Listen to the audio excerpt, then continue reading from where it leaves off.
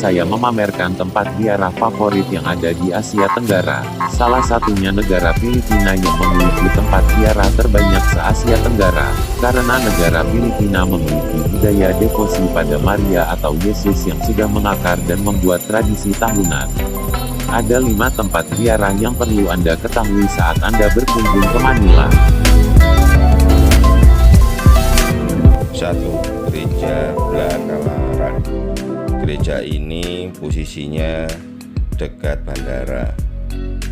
Gereja Blakalaran memiliki tradisi kepada Bunda Maria Penolong Abadi. Misanya setiap minggu bisa mencapai 12 kali tiap minggu.